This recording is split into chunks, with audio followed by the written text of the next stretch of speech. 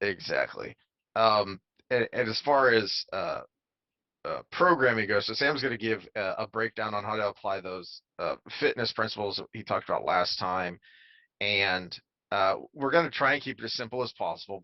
But again, what we're talking about here is we're going to be talking about kind of in generalities, and there are always yes maybe or yes but or well it depends. Okay, and that's again where you find experts you can rely on. I mentioned Brett Contreras, and I've been watching a bunch of his videos lately to try and just as continuing education and try and figure some things out for myself.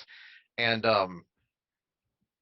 uh, one of the things that he will mention frequently is that, okay, well, this particular exercise, I'm not a big fan of it because, but people like it because, and so if you're going to do it, here you go. And so he'll give you stuff like that. So you know that he's not giving you absolutes when he's acknowledging that there aren't necessarily absolutes, or he'll tell you, why to how to program and why and where that might not be applicable. Well, I'm going to make the controversial statement that made me successful right off the bat here, and then we'll go from there. Is and this is where specialists get shot in the foot here. Is you're not that special. One of the biggest mistakes, one of the biggest overused uh, phrases in the fitness industry that automatically puts up my red flag that someone's selling you something is the principle of individuality. Everybody's different. I'm going to add a second one because they're related. Specificity. Those are two principles of fitness training, but they're the most overused by someone trying to sell you something or someone who's just too lazy to do what they know they don't want to do. So you're not that special. We're all human beings. If we took a muscle fiber out of me, a muscle fiber out of Heath, and a muscle fiber out of, some little old lady walking down the street, they're going to be pretty much the same, other than a few things that are adaptable over time. It's we're The biochemistry that Heath calls witchcraft is similar across Yeah. across human beings and really organisms in general. You know, Hmm. uh, you hear the we're 98% genetically like apes, which seems to contradict with the fact that I'm only 50% genetically like my brother. But that 50% is of the 2% that's different than apes. Yeah. So it's misleading. But what is in that 98% is, the genetic code that makes hemoglobin. Or You know, an example I just thought of to maybe illustrate your point is we discussed a while back that I could probably overhead press more than you, even in my weakened and broken state, hmm because we're different. Because simply Sam's obviously he's a lot more fit than I am, and he could deadlift a heck of a lot more than I can. But I've always just had big strong delts just hmm genetically. But that's not going to radically change how and when and why we do overhead work, how and when and why we do delt work.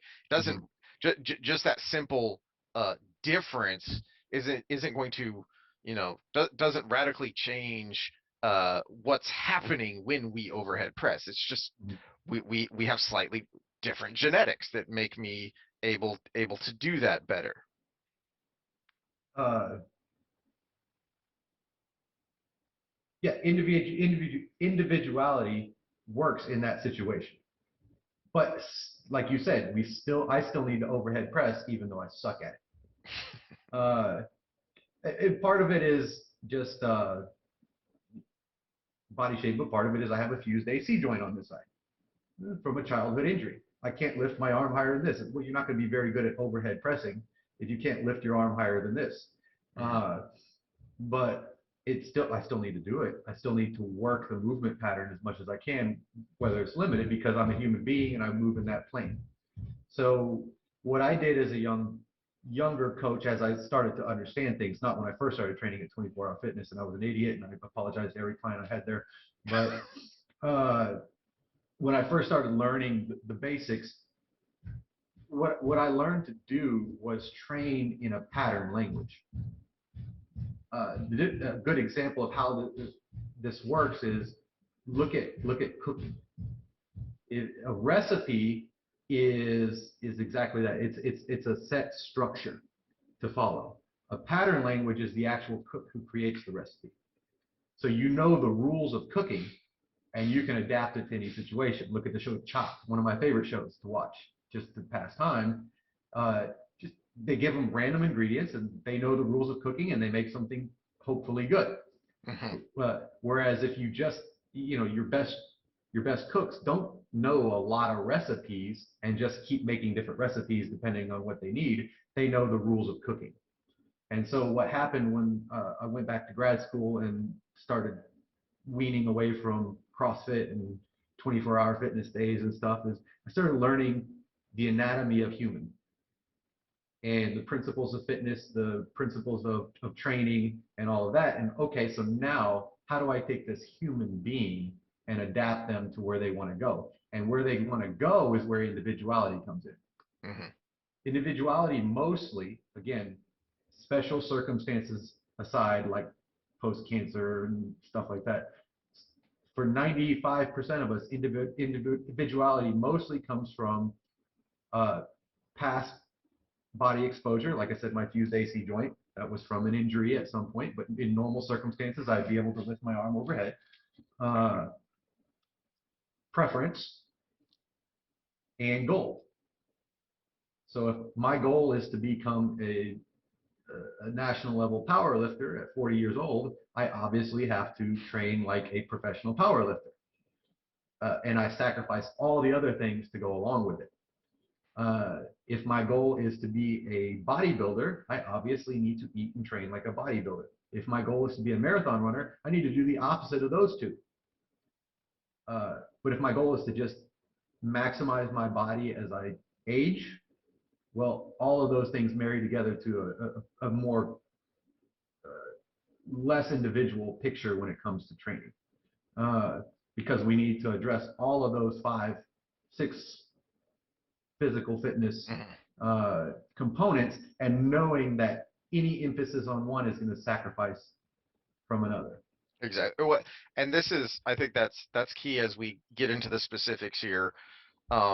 Because the reason we went on the long prologue of what is an expert and how do you evaluate expertise and data is because you need to just figure out what your goal is, but then you need to figure out, okay, how do you achieve that goal and what trade-offs are you willing to make? So you need to be able to look at different experts, different opinions, different data sets to evaluate that. Because what I see and drives me crazy going to a public box gym is that basically, and when you see it enough, you can tell, okay, that person saw something on Instagram or Reddit and they're just replicating it and they don't know why, and they're going to hurt themselves or they're not going to get what they want. And one of the things that drives me the most crazy is I've been doing hip thrusts for what, over a decade now that you got me doing them. And for most of that time, I've been getting funny looks. And so one of the most underrated exercises, by the way. I appreciate that you're seeing more and more people do them. Obviously, as a lizard-brained male, I really appreciate that the ladies are doing them, but you even see more men doing them now because, the glutes are an important muscle group. So that's great. What I don't appreciate is, ladies, for the love of all that is holy, stop walking around the gym with a freaking glute band wrapped around your leg. Every day there's at least one, usually more than one. When I'm in there an hour and a half in this box gym, and sometimes at varying times, and it doesn't matter. There's going to be a female in there who is literally walking from exercise to exercise. They never take the glute band off from around their legs. And if you've just gotten your workout from some butt model on Instagram or something you saw on Reddit, you're going to think that that's going to make you look like an Instagram butt model, and it's not, because this is why you need to evaluate data.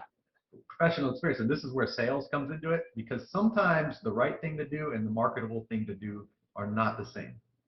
We'll go down that route with CrossFit here in a minute. But the marketable thing and the right thing don't always coincide. And a great example of this is we would do those band walks, put the bands around the knees or the ankles and have them do their different movements. And you get that burn in the side of your butt. And all the ladies, we should do this all the time. That's the first comment that always comes up. We should do this all the time. And my answer would be, and everybody would know who trains at Real Fitness, because they'd be walking around like that.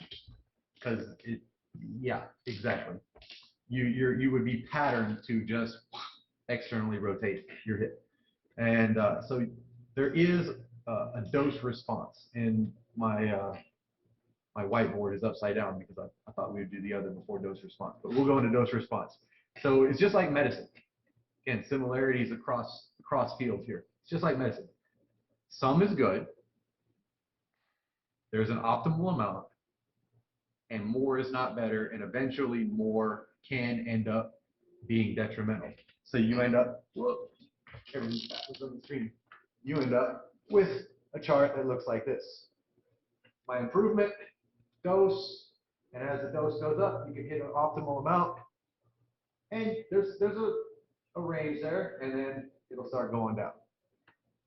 So when you talk about the principles of fitness, how much cardio is enough cardio? How much strength training should I be doing?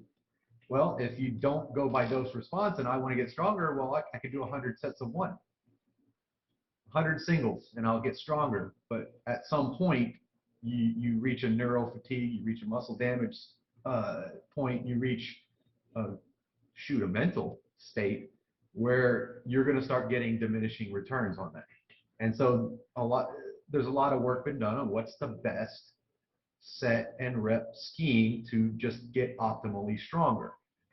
Same goes for cardiovascular. Is a marathon what you need to be doing to have optimal cardiovascular health? Well, we see from the data that no, because they keel over from heart disease just as much as, if not more, than people who don't train. But there is a dose that does create kind of a range of optimal improvement, where you're not damaging the tissue, but at the same time you're making it better. And that's with all organic systems. Yeah, a good example analogy here would be vitamins are important, okay, but you take a multivitamin once or twice a day, right? But vitamins are important, so why don't you take 10 a day or 20 a day? Well, because you know instinctually or from data that you've seen that, okay, at some point you're just making expensive colored pee, or you're going to overload your body and it won't be able to handle and process all those vitamins, and you'll actually start hurting yourself. Well, the same applies to a specific exercise or a group of exercises. At some point, you're going to overload your body and create negative results. I can go back to, we brought up the Stuart McGill and the back pain. One of the biggest complaints he has with working with clientele is he'll give his recommendation for do this to start the process of correcting your back pain. And he'll give whatever, I'm going to throw out an example. I think the example he used in his Back Mechanic book, which is a great book, Back Mechanic by Stuart McGill, for those that want, who have back pain and want to start, troubleshooting it. It's really easy to understand. It's made for real people. Says I'll tell them example 3 sets of 8 of exercise X. Say bird dogs. 3 sets of 8 bird dogs, and they'll come back. My back still hurts. It hurts more. And after interviewing, they did 8 sets of 15 because more must be better. And so he said the worst clients are the ones that won't do it, or the ones that overdo everything you tell them. And so there is a dose response, and professionals, obviously, you have to go to the experts because we can't know everything. But I think Heath's point here is when you see it on Instagram and the person has a nice butt that does it, don't think that just more is better. So that's the main thing with dose response. Uh, So then what should you do? And this is where we should go into why you've got your little dashes and blocks back there of, okay, so what should you do to not only get optimal results for whatever your goals are, but then keep those principles in balance. yeah, and I do this with clients. This is kind of where I start. So you have the five. We'll talk about the five physical principles of training. The mental part plays into all five. So it's kind of a separate category. It's kind of an over-encompassing category. But you have the five, and if you have a perfectly balanced view of it, you would have an equal measure of all five, which is the top line. Pretty roughly close. I didn't actually measure it, but roughly close. You A, B, C, D, E. Your muscular strength, your muscular endurance, everything. So if you just said, I have a well-balanced client, or I'm a well-balanced person, and I want to just have a well-balanced program, you would have an equal amount of each, and you would spend equal time in each area. Now, on the flip side, say I have a client come in that is overweight, has a family history of heart disease, relatively strong, little bit of back pain, but everything else is relatively equal. So we'll focus on what's the main problems. They're a little bit Sounds like overweight. you just described the average American. The average American, yeah, they're a little bit overweight and in history of heart disease. Well, then I'm going to shift. So he's already pretty strong, but we want to make him healthier. Goal is not to be a powerlifter. My goal is to be healthier. Okay. Mhm. So this same person with the same goal as number one, their same goal is health, but it's a different person. Now individuality comes in. I'm going to spend a little less time on strength, but I'm going to spend a little more time on the cardiovascular health, body composition. So cardiovascular, body composition, I'm going to spend more time on those two things. So we'll center their program around improving cardiovascular health and targeting their diet while maintaining their strength, maintaining their flexibility, and all of these other things. We're still going to address them, but it's more of a maintenance level on that part. So your dose response is a little different versus if I want to improve their strength. Your sets and reps are going to be different because I want to keep their heart rate up a little bit, that kind of stuff. So I can shift my training style to include it all, but for the exact plan, or with the goal is different. So say someone comes in and bucket list is run a marathon. They're well-rounded individuals, so obviously a normal well-rounded person isn't going to be able to go out and run 26 miles. So we would have to shift that again, adding a little bit more slowly over time, adding more cardiovascular training, maybe a little diet intervention to get their weight down because a lighter body isn't going to be able to move over time. But I still want to spend time on strength because that and muscle endurance and all that, because that structure around your joints is going to be protective as you run.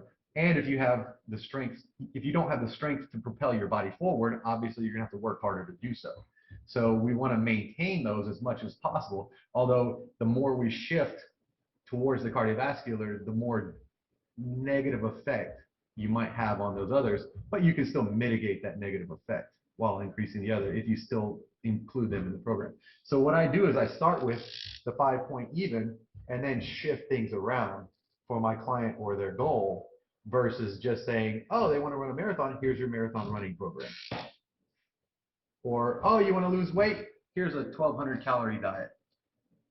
Yeah, and the important thing to note there, I feel, is that none of those blocks ever go away. You adjust them, but they never go away because you want to you not want to, you need to optimize overall health within whatever the goals are that you're trying to achieve. And this is something that I've told people, and I've told clients, and probably why I'm a terrible salesman, but I've just told people straight up, look, you can boil down the fitness goals of almost everyone to, I want to look better naked. All right. Well, I can give you aesthetics, uh, and I can do it to the detriment of your health, but I'm not going to do that. One, because I just ethically don't think it's right. But two, you're going to get better aesthetic results if you have better overall health, Mm. especially because you're going to be able to maintain that longer. What is the career of a power lifter or a bodybuilder? Eventually that breaks down, and some of those Mhm. people don't look so good when they're done because they didn't keep over overall health really in mind. Because we talked about, because there's a was it on Netflix or Prime? I don't remember, the Ronnie Coleman documentary, Mhm. and I kind of feel sorry for him because he's hobbling around so much. And you made the point of, well, he chose that, and he Mhm. did. He He wouldn't chose, take it back for the world. and he wouldn't take it back because he was a what, 4 or 5 time Mr. Olympian. He, I he think won it it's like, 6. yeah, in a row too. He won a Yeah. lot of them and in a row, and he destroyed his body doing it. So Mhm.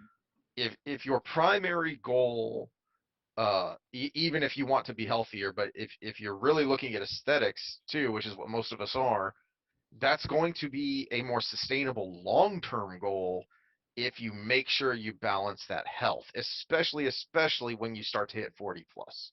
Well, and I'm going to make 2 points on your aesthetics there because it goes back to the dose response. So knowing that there's a dose response, you cannot outwork a bad diet. Hmm. Uh, just saying I'm going to add 2 hours of running a week, unless you were detrimental in your cardiovascular training to begin with, it is not going to help you. It is only going to hurt you. Hmm. And so once you hit that downward slope on the dose response, one or both of two things happen. Either you're going to increase your chance of being injured, or you're going to act to the detriment of one of those other variables, which in turn increases your chance of being injured. So if you don't get injured right off the bat, you're ultimately working back towards that injury or that negative health outcome as a result. Uh, so you just lace on the shoes and you add 3 hours of running a week, but you don't have significant muscular strength. You're eventually going to have bad knees or a bad low back. Uh, if you don't address the diet issue and you just try to work harder and harder and harder and harder, your body will eventually break, especially if you're overweight to begin with, because you're pounding those knees, you're pounding those feet, you're pounding Hmm. uh, that low back that's holding, that is getting the shear force from your belly being forward. So uh, the balanced approach is slower for most people, unless you're just completely raw and sedentary to begin with. The balanced approach is slower, but it always has the better long-term result. Uh, Again, we're throwing out extreme goals, like entering a powerlifting competition or something like that. Uh, yeah, I think that's all I wanted to put in there for that, just to not get too crazy with it. One of the other important. Now let me keep with the shifting. Uh, when I work with my athletes, those windows there, I drew 5 for the 5 uh, elements of fitness, physical fitness, but I do it with my athletes too.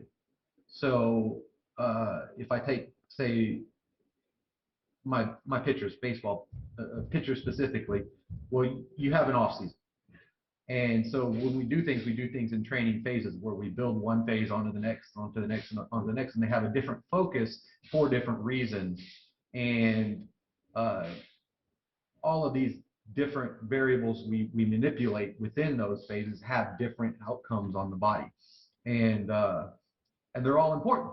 Like I said, we don't throw out any of the boxes. We just emphasize one or the other.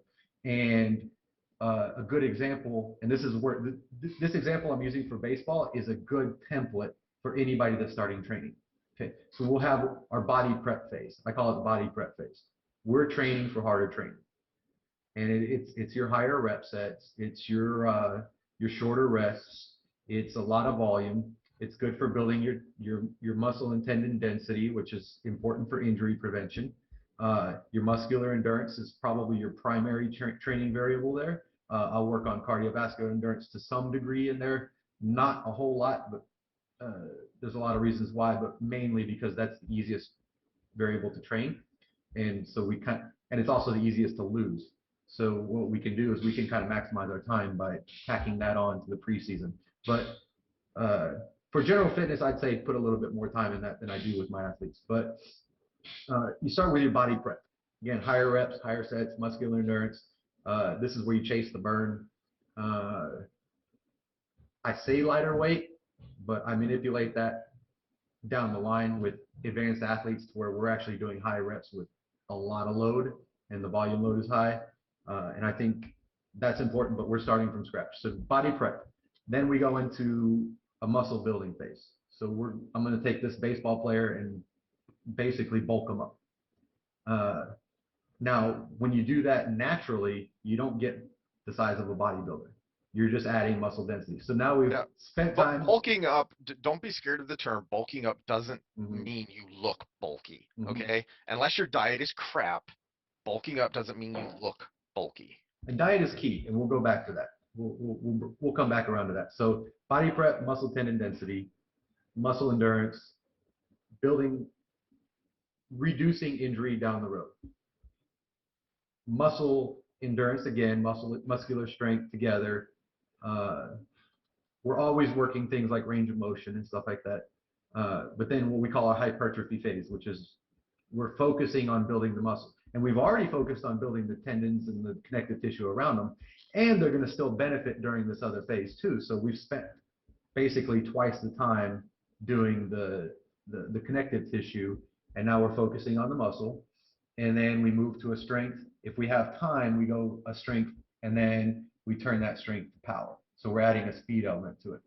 And so that would be an ideal baseball off season. Now, granted, with the professional athletes, you only got about 4 months to do it. So it's about a month each phase if you have a perfectly balanced individual. So now back to our shifting. So when I get an individual athlete that has a certain glaring weakness, maybe I get somebody, they come to me because they have a long history of injuries. They can throw the ball 99 miles an hour, for 80 pitches, but at the end of the season they're broken every year.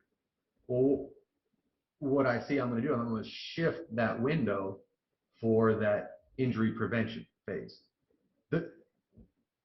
In one off season, they're not going to lose the ability to throw 99 miles an hour unless they completely break and atrophy. So I'm going to shift that window and maybe spend 6 weeks instead of 4 on that injury prevention, or even do the 4, add a little muscle, add a little strength, go back to the injury prevention phase for another 3 or 4 weeks, and then go on to power. So I can shift that window of focus to, okay, so let's fix this problem, but still work on the other things that you need to perform well. Or if, go ahead. And in the general population, I think where that's going to come into play is you're probably going to need to spend more time in that body prep phase if you're kind of just starting out. Whether because you're a desk jockey, just don't think I used to be athletic in high school, so I'm just going to jump back into it. You're going to hurt yourself. You're going to have to spend more time in that body prep phase in order to get those better long-term results we're talking about. Or if you're someone who's always been pretty sedentary, if you were a mathlete, not an athlete, you're going to need to spend more time in that body prep phase in order to keep from hurting yourself, or keep from getting discouraged because you're not seeing those results you want. You've got to lay that foundation. Well, and take yourself out of the moment. One of the techniques for logical thinking is take yourself out of the current time and look at it as if you were in a different time. So you can project to the future and say, I'm going to look back at this moment where I'm maybe bored with my program, but program jumping or going too fast could end up in an injury, and my percentage is XYZ. And then go to the time in space where you're recovering from that injury and look back at your boredom. What outweighs the other? or go back in time to where you had a different fitness result. You could barely reach down and tie your shoes because your belly was in the way, and now you can do it while only holding your breath for 10 seconds, and then, or you can button that button that you couldn't before, even though you're not exactly where you want to be, go back to that time where you weren't even there and how miserable that was. Mhm. So time travel a little bit and make the better decisions.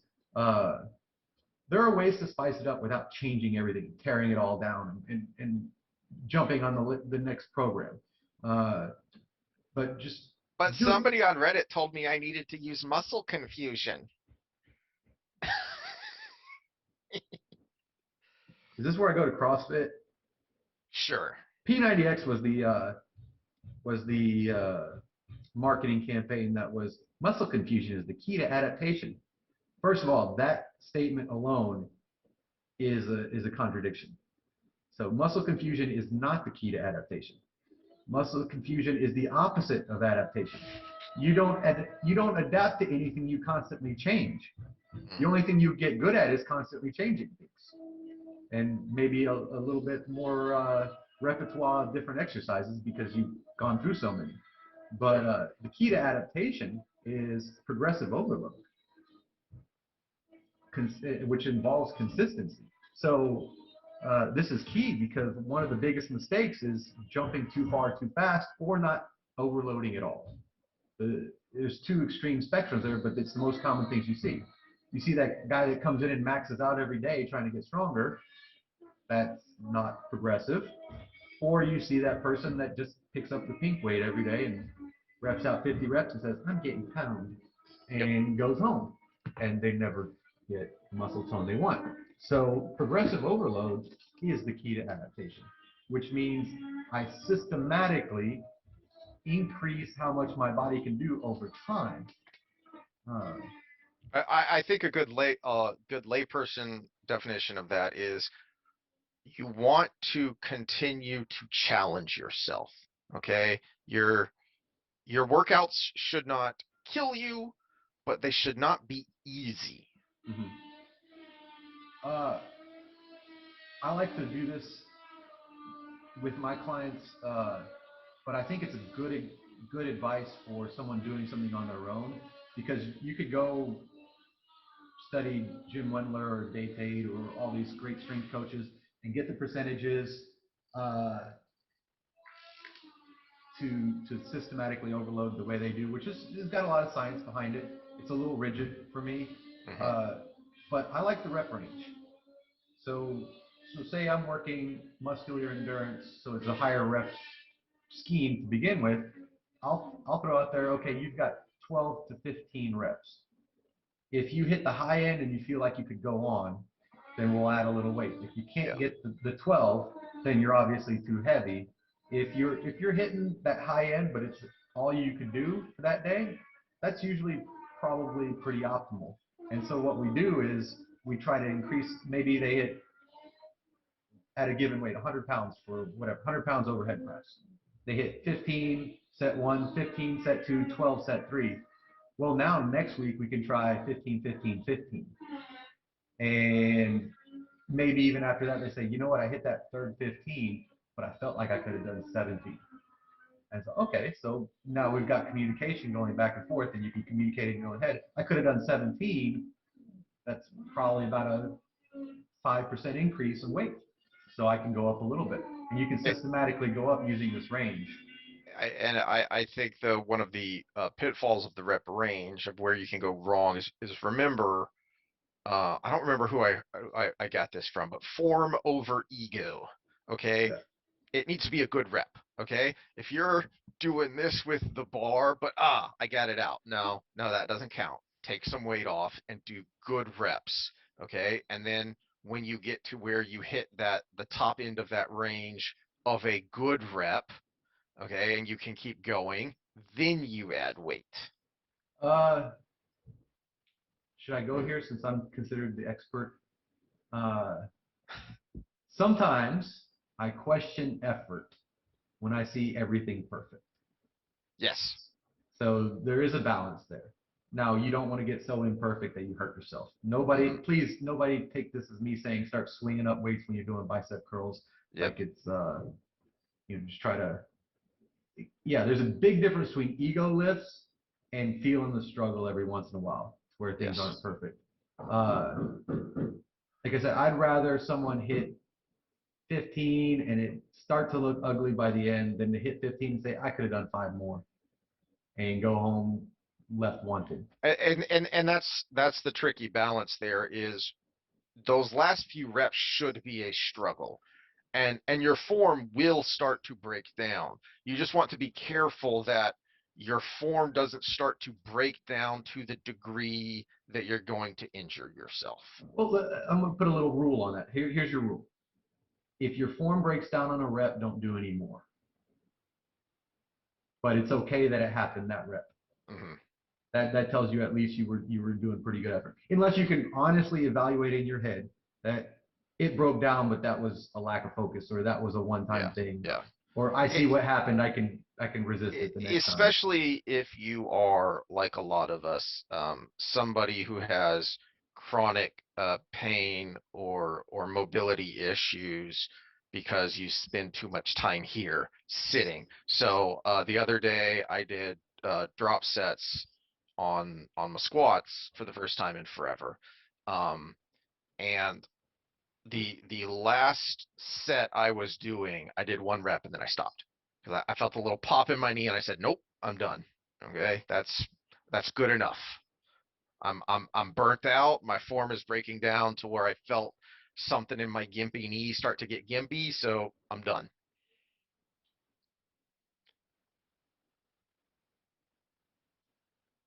Do you have COVID brain fog or what's going on No, here? no, this was just mine in too many directions because we could go. There's so many ways you can go with this because we don't want to give the bad impression that we're not. You can't be a form Nazi. Yeah, That's where I yeah. want to go. But I also don't want to give the impression that everything goes. Right. So if you get into Eric Cressy as one of your sources, this is something he talks about is like if you sign up for his email newsletter where he sends you good articles every once in a while, the first thing he'll send you is his how to deadlift better is I think what it's called or something to that effect, and he talks about this and he shows examples with himself that when he's maxing out, when he's putting on a heavy load, like a 1 to 3 rep load, his form's going to break down, and he'll show you, oh, look, I got a little rounding here. This isn't perfect, but it's not imperfect enough that I'm going to hurt myself, and I'm pushing a lot of weight. Okay, Yeah. so you don't have to be a form Nazi. It's something I would say is I Well, thought of when okay. you were Let me interrupt here. okay. When you're new, you have to be more of a form Nazi Yes, than when you're very experienced, I because think. the part of the process is learning your body, not in a individuality sense like we talked about earlier, Mhm, but what it feels like when you're in danger, yes. what it I feels think that's like. that's the point six. I think that's where that comes in. That Mhm, you've added that mental part of it. That I mean, the reason you've only got 5 blocks in there is because that six should be with every element, mhm. and I think that takes the most time. Mind-body connection is one of the biggest detriments in the modern human body, Mhm, because people are not aware of where their body is in space. And part of that is our lifestyle. We sit all the time, so we've got things what they call glute amnesia, where you're you if you can't flex one of your butt cheeks independent of any other movement, then you probably have no business deadlifting it. Uh, because chances are you're lifting with your hamstrings and low back versus your butt muscles, your glute muscles as the primary mover, which they should be. They're the most uh, robust structure in your body when it comes to musculature. Hopefully, if they're not, then you're training wrong, but or you're living wrong. But that should be the prime mover of anything that extends your hips, i.e., standing up at the hip level. And so, if you can't do that then you have a serious lack in mind-body connection. If you can't feel where you are in space, when I did flight training before the NASA studies, one of the best explanations of what we call proprioception, which is knowing your body in space, space is in spatial awareness, not space is in outer space, but was, she said, this is proprioception. Normally, I know my arm is here. I still know my arm is here. And most people lose that connection. They can't feel where their body is in space. You see it a lot. They'll start they want to loosen up, so they flail around and whack their arm on something because they have no spatial awareness. So that's key. That's part of the mind-body connection and what I was talking about with the mental state. One of the most important parts. But so that's the difference on form. If you have no mind-body connection at this point, then you need to be meticulous on your form. And the other part is, while you're doing that, you need to be paying attention to what you're doing. You need to be focused on the task and say, oh, you're doing a squat with a stick on your back. You better feel when that squat was good, when you got out of your comfort zone, when you hit depth. You need to be able to feel depth. What is tight on you that is preventing you from getting where you want to go? Because we go back to the mobility part of it. Some people can reach down and touch their toes with no problem, but can't squat properly because the tensor fascia in the front of the hips is too tight or something like that. So start paying attention to where the tightness occurs. At what depth do you feel like you lose strength? You know, all of those things, and start building those brain body connections, because it's a physiological thing as well as just a focus. But you need to focus to create the physiological change that allows you to feel that. Because if something feels wrong, the odds are it is wrong, and you need to be able to evaluate why. Mm-hmm. Okay. So one of the things that stupid box gym drives me crazy that I Well, see a lot of. I'm going to say this from a professional standpoint too. You need to understand why, even if you have a professional like me, Mhm. because you have to be able to communicate that to me. Because you could do something that looks perfect and still hurt yourself. Mhm. And all I have is the visual. So you have to be able to communicate that to me. And if you have a trainer, if you do hire a trainer and they don't communicate with you at that level respectfully, and expect the same from you, then they're just taking your money. Okay. Back to the box gym before I interrupted you. Box gym that drives me crazy. And when I first started and I worked at a box gym, I saw another trainer. This is the closest I've ever come to interfering with another trainer, is when I saw them coaching this, and it drove me crazy. I assume this is something dumb that came from Instagram. I don't know why. All right.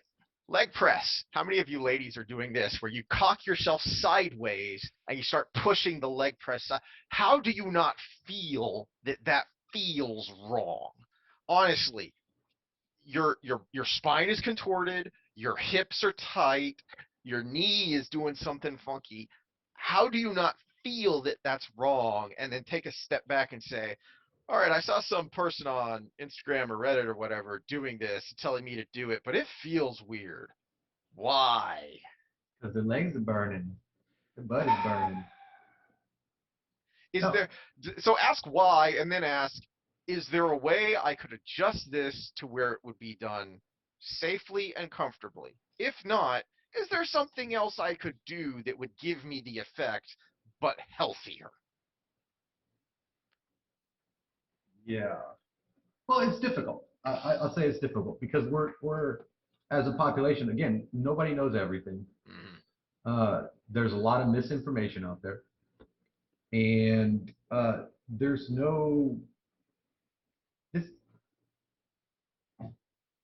We're entering a couple generations of people that didn't develop an awareness of their own bodies through the natural means. They're not Yes. allowed to play independently, and well, you know, nobody allows rough play anymore. Everything, if you have activity that involves competition anymore, it is organized sports. and that ain't it. Because learning how to throw a baseball or swing a bat or run with a soccer ball between your legs is not natural movement. Whereas getting together with your neighborhood friends and playing a game of tag is. Mhm. Or you and your brother wrestling around on the floor is natural movement. All this artificial movement is being seen as the answer, uh, and it's not. And the other part is just in between artificial movements, there's nothing but iPad time and phone time and what we call screen time. So we're entering a day and age where we're getting generations of less and less and less proper physical activity. Again, back to the mental part, proper mental activity. That game of tag taught that kid more about socialization than any social emotional learning program that any school has ever presented.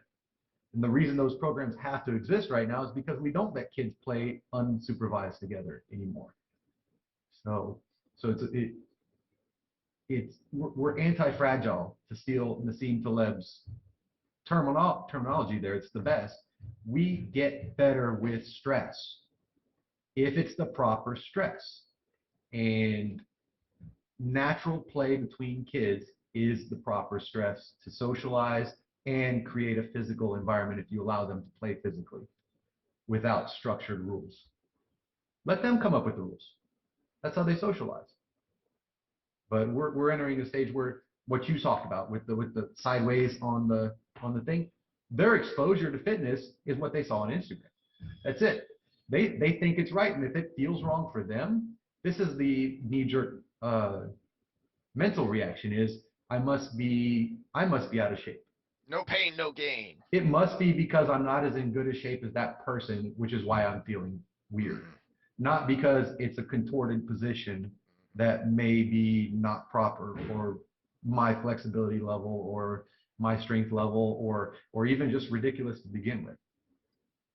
I hate poo-pooing on exercises though, because a lot of times when I see this, and here's one we brought up Cressy earlier. I'm gonna take a negative direction there. Is he put an article about 7 or 8 years ago, out on how dips are bad. And I want to, if I ever meet him at a conference or something, I want to ask him, hey, do you regret that article? Because what he did was describe a improperly done dip on why it's bad, and then why a lot of people have trouble doing them properly. And that's why it's bad, when no real human movement is bad. If you can't do it right, that's a sign. And so I'll use big, giant movements like that, dips, pull-ups, push-ups, that should be normal human movement. And if somebody has trouble with it, that's an evaluation for me. Yes. Why could that person not do a push-up without their elbows flaring up overhead? Was it a weakness? Was it a flexibility issue? Was it a little bit of A and B? Is their core dropping down? Everything. So, okay, so we'll pull back from push-ups for now. But if I see something they can't do, it's not a eliminate scenario. It's a what do I need to do to get them to where they can do that? Because it's normal human movement. Again, aside from an injury or something like that, fused vertebra or something like that, that's going to prevent a movement. But in a normal situation, if they can't do a movement, it's a sign. Yes. And to that point, I'd say if you can't, I mean, if you really can't do a movement, don't force it. And the reason I was being cranky and shouting out no pain, no gain is because I hate that phrase. No, pain is almost always, like, real pain is your body saying something's wrong. Okay. So something's wrong here. What you want is discomfort. Mhm. No discomfort, no gain. Okay. Like you're as you said, the person who goes in there and picks up the pink weights and does 50 reps and then says, okay, I'm done. Were you ever really in any discomfort? Because if you're not in discomfort, you're not progressing. So why are you wasting your time? But on the other hand, if you're hurting, you need to stop and you need to figure out why. Mhm. Ooh, a basic example would be reaching for a stretch. If I can't touch my toes, I want to get to where I can touch my toes. well, I'm going to add a little bit of stretch as, as I'm going to stretch to discomfort Mhm. until that discomfort extends a little bit. And then I extend the discomfort until eventually I'm touching my toes with maybe just slight discomfort. But if I can't touch my toes and I say, Heath, push my back down until my fingers touch my toes, and there's a physiological reason, not just a neurological reason. Well, scratch that because the neurological reason is physiological too. But if there's a major reason why I can't, a tissue issue that I can't, you're going to rip that tissue. And this is where the nervous system comes in. So what people don't understand about flexibility is most of your flexibility improvements have nothing to do with the tissue stretching itself.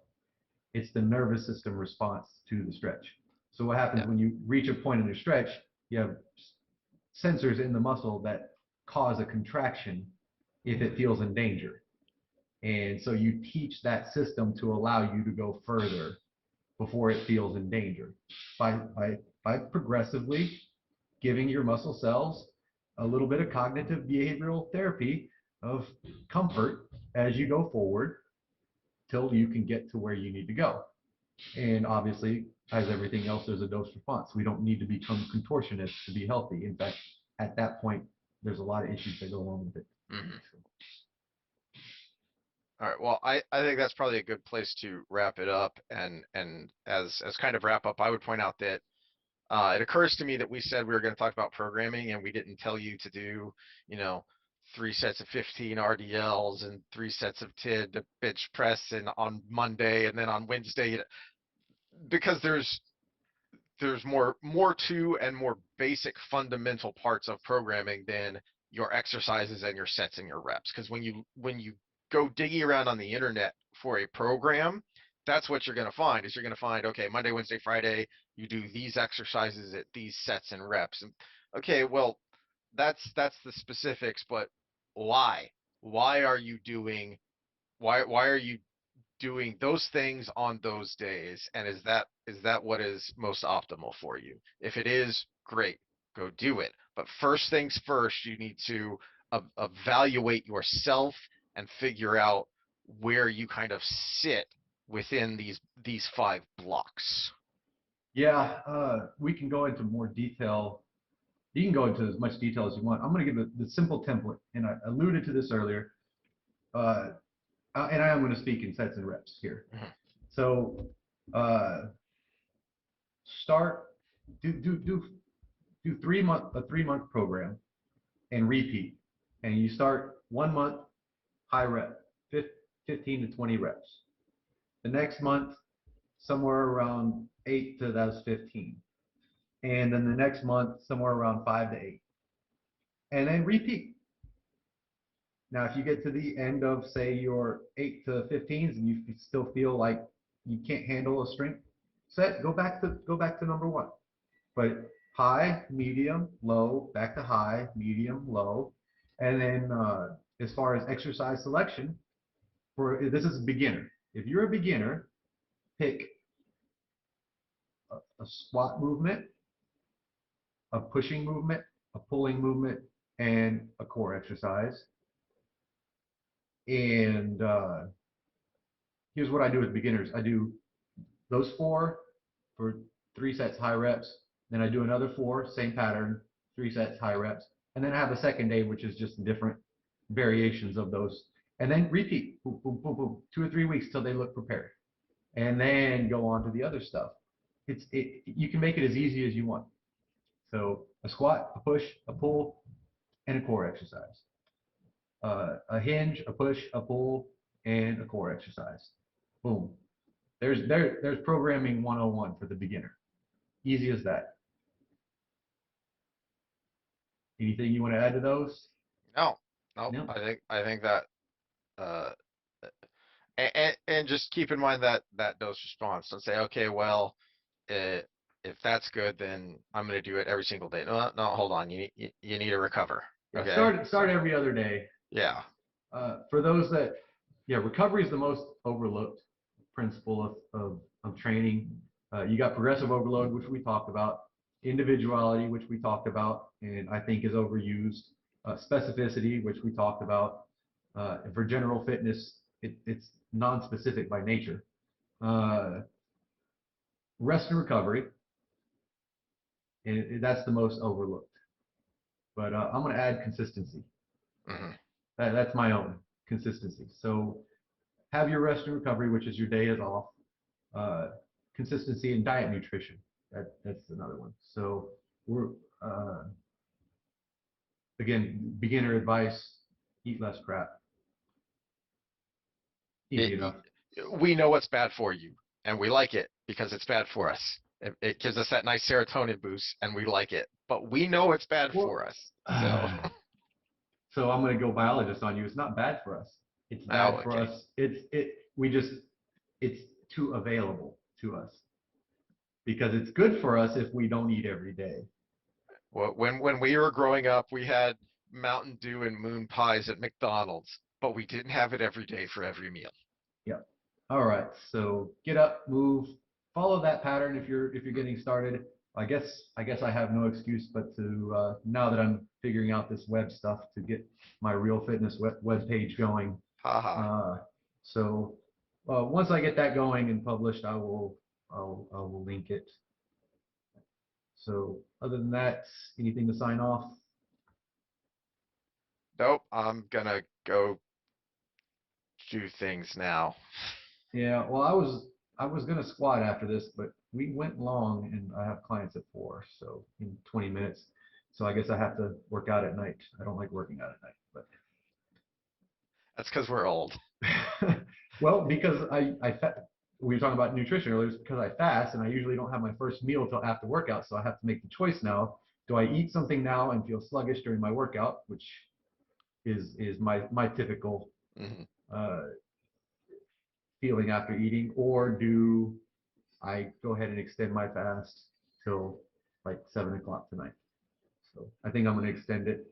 But, Because all we're right. old now. Get off our lawns and go away. All right. Talk to you later, Heath. Bye.